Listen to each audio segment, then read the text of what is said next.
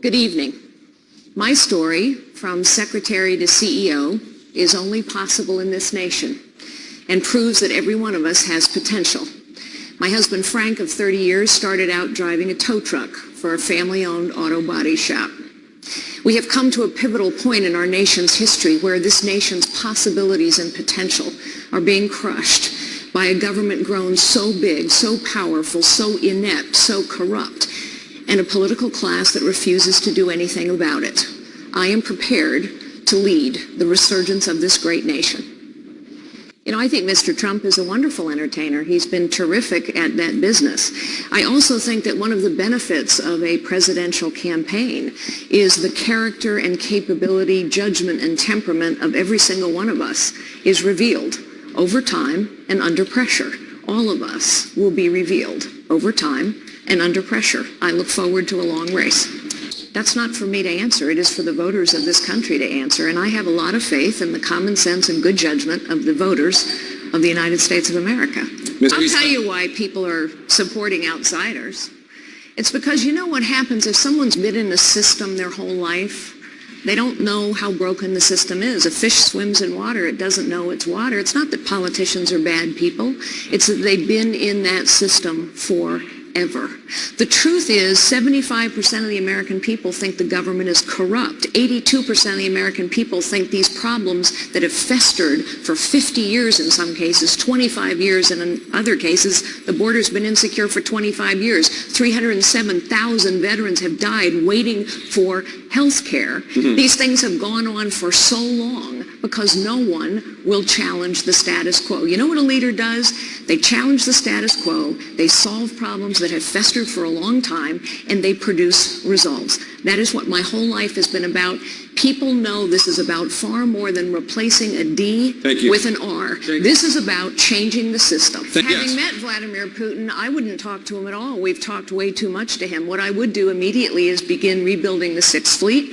I would begin rebuilding the missile defense program in Poland. I would conduct regular, aggressive military exercises in the Baltic states. I'd probably send a few thousand more troops into Germany. Vladimir Putin would get the message. By the way, the reason it is so critically important that every one of us know General Soleimani's name is because Russia is in Syria right now because the head of the Quds force traveled to Russia and talked Vladimir Putin into aligning themselves with Iran and Syria to prop up Bashar al-Assad. Russia is a bad actor, but Vladimir Putin is someone we should not talk to because the only way he will stop is to sense strength and resolve on the other side, and we have all of that within our control. We could rebuild the Sixth Fleet. I will. We haven't. We could rebuild the missile defense program. We haven't. I will. We could also, to Senator Rubio's point, give the Egyptians what they've asked for, which is intelligence. We could give the Jordanians what they've asked for, bombs and materiel. We have not supplied it. I will. We could arm the Kurds. They've been asking us for 3 years. All of this is within our control. You know, it's interesting to me, Mr. Trump said that he heard Mr. Bush very clearly and what Mr. Bush said. I think women all over this country heard very clearly what Mr. Trump said. Immigration did not come up in 2016 because Mr. Trump brought it up. We talked about it in 2012. We talked about it in 2008. We talked about it in 2004. We have been talking about it for 25 years. This is why people are tired of politicians. First, let me say we have just spent a good bit of time discussing as Republicans how to solve this problem. I would ask your audience at home to ask a very basic question. Why have Democrats not solved this problem? President Obama campaigned in 2007 and 2008 on solving the immigration problem. He entered Washington with majorities in the House and the Senate. He could have chosen to do anything to solve this problem. Instead, he chose to do nothing. Why? Because the Democrats don't want this issue solved. They want it to be an issue that they can use. As to birthright citizenship, the truth is you can't just wave your hands and say the 14th Amendment is going to go away. It will take an extremely arduous vote in Congress, followed by 2/3 of the states, and if that doesn't work to amend the Constitution, then it is a long, arduous process in court. And meanwhile, What will continue to go on is what has gone on for 25 years. With all due respect, Mr. Trump, we have been talking about illegal immigration for 25 years. San Francisco has been a sanctuary city since 1989. There are 300 of them. And meanwhile, what has happened? Nothing. The border remains insecure. The legal immigration system remains broken. Look, we know what it takes to secure a border. We've heard a lot of great ideas here. Money, manpower, technology, mostly apparently leadership, the kind of leadership that understands how to get results. Stipulate, Mr. Trump, that not everyone agrees with you. I led Hewlett-Packard through a very difficult time, the worst technology recession in 25 years. The NASDAQ stock index fell 80%. It took 15 years for the stock index to recover. We had very strong competitors who literally went out of business and lost all of their jobs in the process. Despite those difficult times, we doubled the size of the company. We quadrupled its top-line growth rate. We quadrupled its cash flow. We tripled its rate of innovation. Yes, we had to make tough choices. And in doing so, we saved 80,000 jobs, went on to grow to 160,000 jobs, and now Hewlett-Packard is almost 300,000 jobs. We went from lagging behind to leading in every product category and every market segment. We must lead in this nation again, and some tough calls are going to be required. But as for the firing, I have been very honest about this from the day it happened. When you challenge the status quo, you make enemies. I made a few. Steve Jobs told me that when he called me the day I was fired to say, hey, been there, done that twice. It's also true that the man that led my firing, Tom Perkins, just took out a full-page ad in the New York Times to say he was wrong, I was right, I was a terrific CEO, the board was dysfunctional, and he thinks I will make a magnificent president of the United States. I want to give you a chance to respond. Jeffrey Sonnenfeld is a well-known Clintonite and honestly had it out from me from the moment that I arrived at Hewlett-Packard. But honestly, Mr. Trump, I find it quite rich that you would talk about this. You know, there are a lot of us Americans who believe that we are going to have trouble someday paying back the interest on our debt because politicians have mountains of debt using other people's money. That is, in fact, precisely the way you ran your casinos. You ran up mountains of debt as well as losses using other people's money, and you were forced to file for bankruptcy not once, not twice, 4 times, a record 4 times. Why should we trust you to manage the finances of this nation any differently than you manage the finances of your casinos? Well, I thought we had been hearing quite a bit about Governor Christie's record as governor. Actually, I think track records are very important. I completely agree that what's at stake here is the future of this nation and the future of every American. But I do think that a track record of leadership is vital because in the end, this election is about leadership. And let's talk about what leadership is. It's not about braggadocio.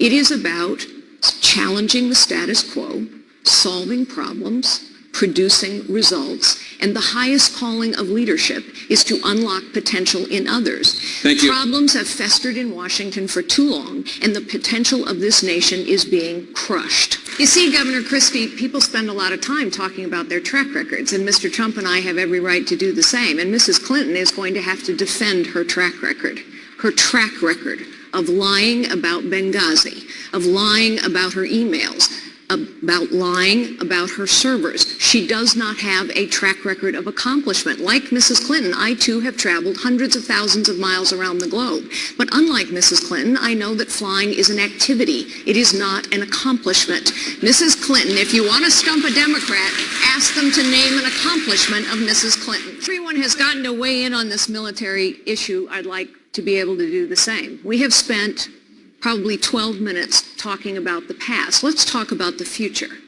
We need the strongest military on the face of the planet, and everyone has to know it. And specifically what that means is we need about 50 Army brigades, we need about 36 Marine battalions, we need somewhere between 300 and 350 naval ships, we need to upgrade every leg of the nuclear triad, we need to reform the Department of Defense, we need as well to invest in our military technology. We're going to turn to domestic issues now. And we need to care for our veterans, so 307,000 of them aren't dying waiting for health care. I very much hope that I am the only person on this stage who can say this, but I know there are millions of Americans out there who will say the same thing. My husband Frank and I buried a child to drug addiction. So, we must invest more in the treatment of drugs. I agree with Senator Paul. I agree with states' rights. But we are misleading young people when we tell them that marijuana is just like having a beer.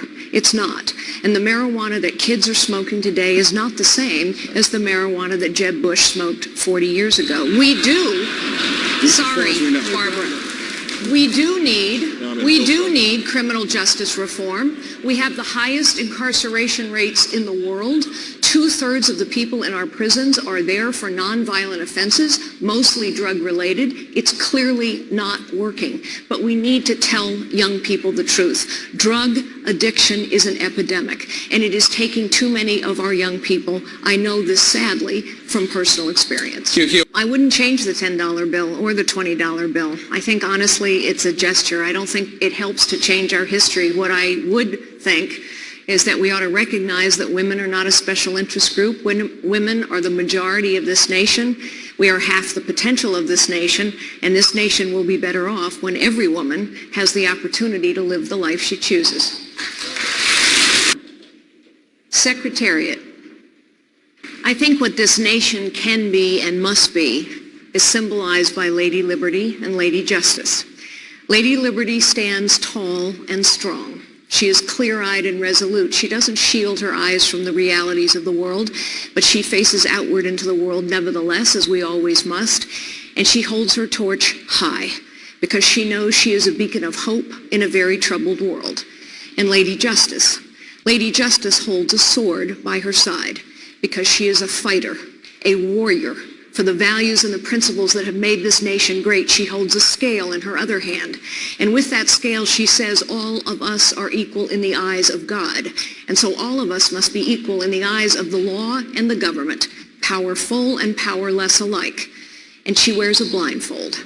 And with that blindfold, she is saying to us that it must be true, it can be true, that in this country, in this century, it doesn't matter who you are.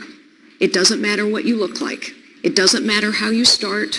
It doesn't matter your circumstances. Here in this nation, every American's life must be filled with the possibilities that come from their God-given gifts.